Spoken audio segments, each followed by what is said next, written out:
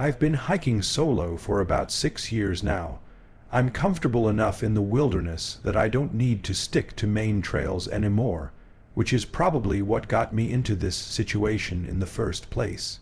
This happened last October in the Monongahela National Forest in West Virginia.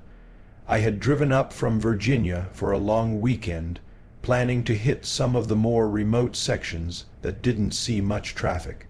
The weather was perfect, mid-50s if I had to guess, overcast but not rainy. I was looking forward to some real solitude. I was maybe 4 hours into the hike when I reached what I can only describe as a gorge. It wasn't some massive canyon or anything, but it was deep enough, probably 30 or 40 ft down to a rocky bottom with a small creek running through it. Not a guaranteed death if you fell, but you'd definitely break something. And the walls looked impossible to climb with all that loose shell and overhang. There was this massive fallen oak wedged between both sides at a slight angle. It was pretty thick. The bark was worn smooth from weather and probably other hikers using it as a bridge. I inspected it for a few minutes to make sure it was sturdy, then decided it looked solid enough for me. I took my time getting across, trying to maintain focus. I safely reached the other side, and by the time I was back on solid ground, I realized I'd gotten a really nice adrenaline rush from the balancing act. But then I heard this rhythmic thunking sound behind me. I turned around and there was a guy on the other side of the gorge, maybe 10 ft from where the tree met the bank. He was older, definitely in his 50s, wearing this ratty camo jacket and old-looking jeans. He also had a scraggly beard that made him kind of look like your stereotypical lumberjack. It took me a second to realize what he was holding. It was an axe, a full-size axe. Maybe he really was a lumberjack. But I couldn't think. I was still in shock at the sight of it. He walked right over to the base of the tree and started swinging his axe at it. I shouted across at him, asking what the hell he was doing. He didn't even look up. He just kept swinging. To my horror, I watched as one of his swings landed a little deeper than the others. The tree shifted slightly. I yelled louder, telling him to stop and that I just crossed the gorge on that thing. It dawned on me that this guy probably already knew that, and he was trying to strand me on the other side. He didn't show any signs of stopping. So I yelled increasingly insulting things at him. Stuff that didn't even make sense. I finally yelled that I'd need to cross back to the other side, and that's when he finally looked up at me and said, "That's not my problem." He said it so casually, like I'd asked him about the weather. I don't know why, but his casual tone infuriated me, and I admit I kind of lost it a little. I started full-on screaming at him. I said some nasty things, and in hindsight, that probably wasn't the brightest decision. I can't remember exactly what, but something I must have said hit a nerve because he stopped swinging the axe abruptly. He actually set it down on the ground before taking a few steps closer to the edge. I could see his face more clearly after that, and it was not a pleasant sight. His eyes were sunken and dark, almost like the skin around them was dark, too, if that makes any sense. He leaned over the edge and told me something that I'll never forget. I know these woods a lot better than you do. Something about the way he said it scared me, not threatening exactly, but certain, like he was stating a fact I'd be stupid to argue with. We stared at each other for what felt like forever. Then he picked up the axe, turned around, and walked back into the trees. I didn't say anything after him. What was there to say? I stood there trying to process what had happened. The tree was still wedged in place, but I could tell it wasn't stable anymore. The edge on his side was splintered and cracked. I wanted to cross back to the other side right then and there, but there was no way I was entrusting my weight to that tree now. I pulled out my phone, but it had 0 service. I decided to cut the hike short. I was mad for sure, but I was also genuinely spooked. I think anyone else in my position would have been too. Something about that encounter felt wrong in a way I couldn't articulate. I started walking downstream, figuring I'd find another crossing, and it would take me back in the direction I'd come from anyway. But I was dead wrong. I walked for what must have been an hour, and the gorge only got deeper. I was pretty sure the gap was widening, too. I kept thinking I'd find a spot where I could cross, but every turn just revealed more impossible terrain. To make matters worse, the sun was starting to drop. I was beginning to panic. It was getting dark, and I was miles from my car in the opposite direction I needed to go. I started seriously considering whether I'd have to climb down into the gorge and back out, as insane as that seemed. Just then I stumbled on what looked like a campsite. It was sitting in this little clearing with a fire pit that looked recently used. At first, I was relieved that maybe there was a fellow camper or hiker that could help me. But the more I looked around, the more wrong it felt. I realized that there were these carvings on the surrounding trees, not like initials or anything recognizable, just these deep gouges and symbols. There were also a bunch of weird objects scattered around, like rusted tools and pieces of cloth tied to branches, what looked like animal bones arranged in patterns. It was freaky. As soon as I saw that stuff, I basically hightailed it out of there.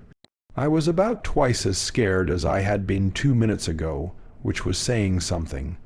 And then, as if it couldn't get any worse, I started hearing sounds behind me, stalking me.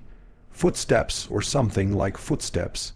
Every time I spun around, though, everything went silent. I started thinking some kind of predator was trailing me. I picked up my pace, hoping whatever was behind me would lose interest. But no, if anything, the sounds only got louder and, honestly, a little closer. What happened next is still the most terrifying thing I've ever experienced. As soon as I heard the next sound, I looked over my shoulder for like the 20th time and caught a glimpse of someone ducking behind a tree. A person. I froze and scanned the trees, and I realized there wasn't just one. There was another figure further to the left. They'd fanned out. I was being herded. I don't know what made me realize they'd given up on hiding, but suddenly I could hear them moving more openly. I saw what looked like a pipe or a club in one of their hands, and that was it. I just started running, knowing I couldn't play dumb for much longer, and the exact thing I was dreading happened. They started chasing after me, clearly not concerned with being stealthy anymore. I can't explain how scary it was. I didn't even know what they wanted. I was in the middle of the woods, lost, and the sun had almost set. I felt like I was in a life or death situation, which is probably how I was able to run so fast for so long. I ran faster than I knew I could, and definitely faster than I'd ever run before. One of the people behind me started screaming. Not words, just screams, like war cry type screams, the stuff of nightmares. And I mean that. I kept running. The gorge was still on my left, and just when I felt myself slowing down out of exhaustion, I saw another fallen tree. It was much smaller than the first one had been, but I didn't have a choice. Without thinking, I mounted it and started making my way across. I didn't even have time to see if it was sturdy. Thinking about it now, I was betting my entire life on a tree. It was so tense, and I was so tired that I honestly thought I was going to slip and fall. It held up and I made it across. As soon as I made it, I turned around. There were actually 3 figures following me, and they all looked like carbon copies of that first guy who had stranded me. They were filthy, and one of them was in fact holding a pipe.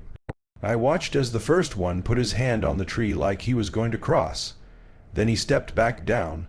The 3 of them looked at me menacingly, and for some reason I found myself unable to move again. Then one of them told me to get the out of there and that I had gotten lucky, and that was all I needed to hear. I turned and did exactly what they told me to. I kept expecting to hear them behind me, but the forest had gotten eerily quiet. The darkness didn't help either, and there were a couple times when I had to fight a full-on breakdown. I must have run at an angle that eventually brought me back toward the trailhead, or maybe I just got impossibly lucky, but I did eventually find it. I reported what I could after driving back home, but I knew there was nothing anyone could or would do. It's been months now. I still hike, but it's honestly not as enjoyable anymore.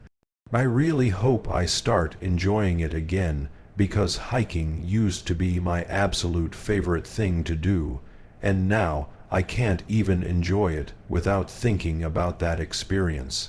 It was just so freaky. That first guy with the axe especially. The way he looked at me when he said those things, as if he knew exactly what was going to happen to me. He probably did. Hell, he had probably orchestrated it all. It terrifies me to think that I might have lost my life that day in the woods. This happened 3 years ago. I know a lot of people drag things out, but I don't see the need to do that. So I'm just going to say exactly what happened as it happened. I was hiking through a remote section of forest in northern Minnesota, way off any marked trails. I've always preferred it that way. The actual wilderness, not the sanitized version you get on popular trails with their wooden markers and worn paths.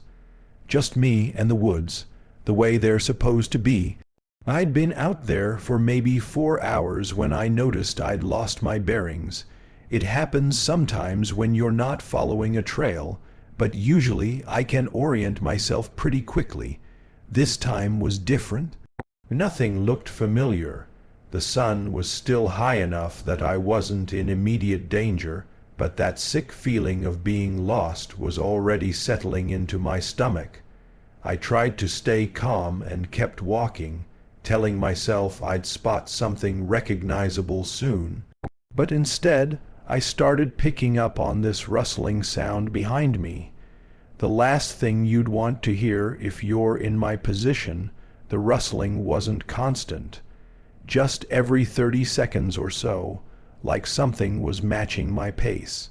I'd stop and it would stop too. I'd start walking and there it was again. I kept telling myself it was probably a deer, but I'd hiked enough times to know that deer don't follow people like that. I kept going, but at that point I was pretty sure I was being stalked by something. And then all at once, the rustling turned into movement all around me. It was a worst-case scenario. By the time I realized what was happening, it was too late.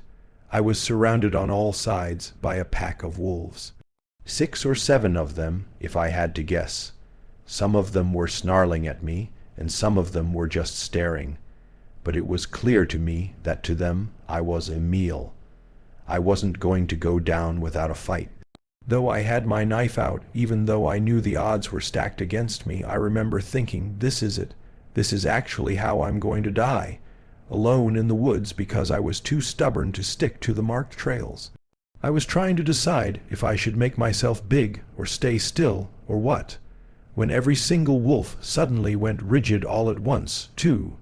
Not like they were reacting to each other, but rather all reacting to something else. Their ears shot up and they all looked in the same direction somewhere over my shoulder, and then they just scattered. Scattered as in full-on sprint in the opposite direction from where they'd been looking, almost like they were the ones being hunted. That's when the fear started setting in for real. Until that point, it had just been a wicked adrenaline rush, which makes sense given the life and death scenario I thought I was in. But once I was alone again, I started getting the creeps. The first thing I noticed after the wolves scampered away was that the woods were completely silent. No wind, no birds, no critters, nothing. It was like someone had flipped a switch in there. It was still light out, but things felt a little dimmer. Sort of how your vision fades when you're laded or right before you're about to pass out.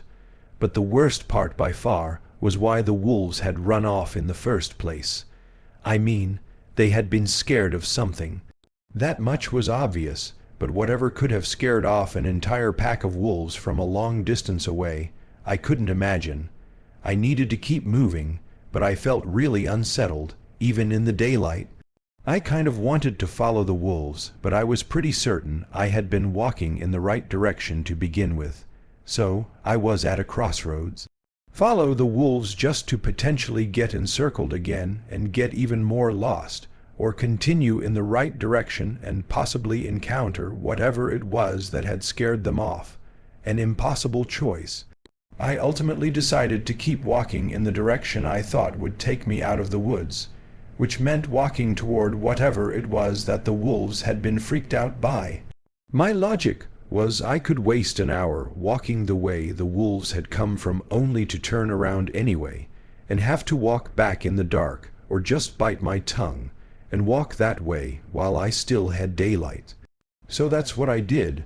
Maybe 20 minutes later I saw what looked like a clearing up ahead. For a second I thought it might have been a campsite. I could see what looked like a fire ring, but as I got closer I realized it was wrong. All wrong. There were symbols carved into the trees surrounding the clearing, not initials or trail markers. These were intentional, deep cuts forming patterns I didn't recognize. It gets worse, though. Things were hanging from the branches on what looked like leather cords. Some looked like bones, small ones, maybe from birds or rodents. Others were metal, rusted, and twisted into shapes that hurt to look at. The fire pit in the center wasn't just a ring of stones. The stones were delicately stacked on top of one another, like structures. There was weird stuff in the fire pit, too. Pieces of cloth, what looked like jewelry, and other objects I couldn't really identify. But here's what made me really freak out: the smoke. There was this thick black smoke that was just hanging in the air about 6 ft from the ground. It wasn't moving or dissipating, and it didn't look like it was coming from the fire pit either. It was just there. I really wish I could say it was just leftover smoke from the fire pit. The fire pit didn't even look like it had been used recently. I stood at the edge of that clearing. I was frozen to the spot. For some reason, I just couldn't look away from that smoke. My eyes kept tracking back to it, even when I tried focusing on something else. I really have trouble describing the feeling, but it felt like I was looking through a window at something instead of just being there. Like it felt like I was standing in my kitchen window, looking out into the backyard instead of actually being in the backyard. I don't really know what that means, but that's what it felt like. There was this feeling building in my chest like grief and terror mixed together, but for some reason that hadn't happened yet. It was almost like my body was mourning something in advance. I've never felt anything like it before or since. I must have stood there for 5 minutes just staring at that smoke before something in my brain finally kicked back online. And no, the smoke didn't dissipate in that time. It just stayed there. I finally worked up the strength to turn around and run. I didn't walk or jog. I literally ran. I was overwhelmed with fear. I didn't know what I was running from, but there was this feeling in my gut that told me I needed to get out of the woods. My memory kind of gets foggy after that. I think it's because of how scared I was. So scared that my instincts took over. But part of me thinks the reason my memory faded was somehow connected to whatever the hell was in the woods. The smoke, or the thing that caused the smoke, or something else entirely. I don't know. The next thing I remember is it being dark out, meaning I must have been in those woods for another good hour or so. I was drenched in sweat and strangely freezing cold at that point, but I was nearly out of the woods. I was approaching my car. I got in and drove off without another thought, and that was that. I never reported what I found. What would I even say? I couldn't find that clearing again if I tried, and that's even if I remembered things clearly, which I didn't. This will forever be one of those experiences that just doesn't have an explanation. When I told my dad about what happened, he just said that everyone has that one experience sooner or later. Well, this is mine.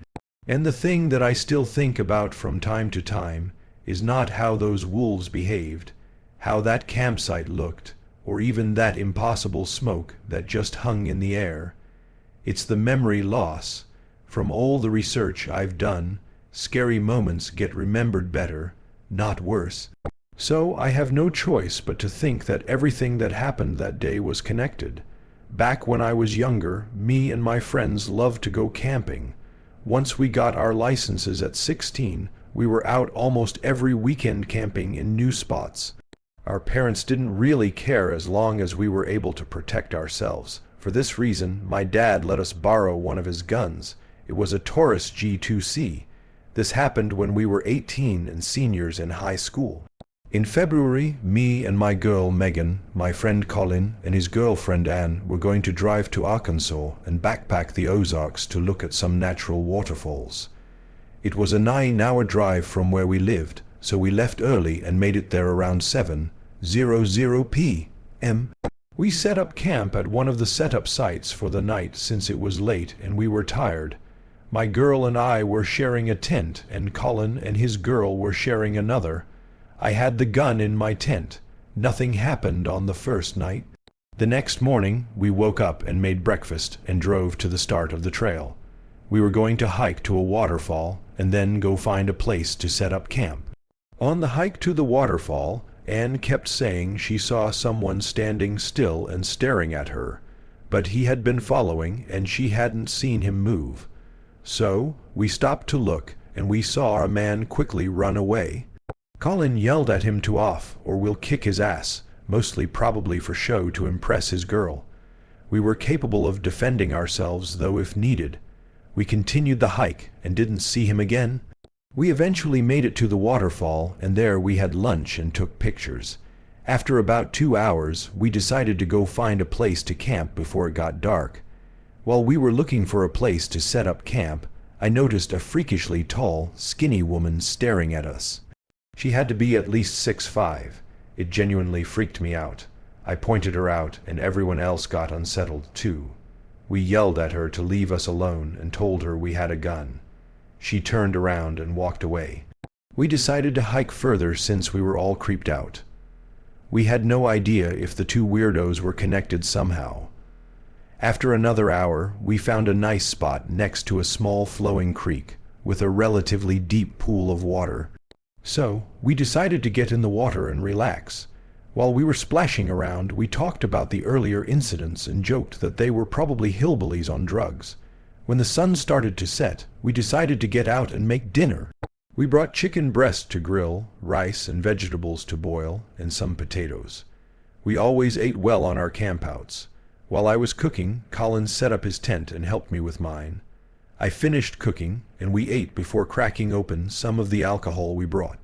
I was, and still am, a pretty heavy smoker, so I brought some weed and papers to roll up. We wanted to have a good time since we put a lot of money into this trip. We told stories and laughed in our intoxicated state. It got to a point where Colin fell out of his chair and just laid on the ground laughing. We did this late into the night and eventually went to our tents. Megan and I were messing around in our tent when we suddenly heard someone laughing outside. At first, I thought it was Colin laughing at us for some reason, so I yelled, "What's so funny?" Colin yelled back, "That wasn't me." That sank my soul and immediately sobered me up. I grabbed the gun, rushed out of the tent, and fired a few shots into the air, yelling for whoever it was to leave us alone or I'd shoot them. That seemed to do the trick because I heard footsteps running away. We moved our tents closer together and decided to have one person stay up at a time as lookout. The next day, we debated going home early, but ultimately decided against it. We were sure we'd scared off whoever it was, so we planned to hike somewhere closer to the exit and camp for one final night. After breakfast, we packed up camp and started the hike back. During the hike, we ran into some other hikers and told them what had happened. They were freaked out, too. We chatted for a bit, then continued on. When we stopped for lunch, I realized those were the only other people we'd seen so far, despite there being a ton of cars in the parking lot earlier. After lunch, we continued down the trail, and after about 6 mi, we decided to set up camp. We were around 3 mi from the nearest exit. We pitched our tents and cooked steak and potatoes for dinner. We ate, drank, and smoked again before heading to the tents. In the middle of the night, I woke up needing to pee, so I stepped out of the tent. Out of paranoia, I made sure to bring the gun. While I was peeing, I heard leaves crunching nearby. My heart immediately stopped. I grabbed the gun, finished up, pulled up my pants, and turned on my headlamp.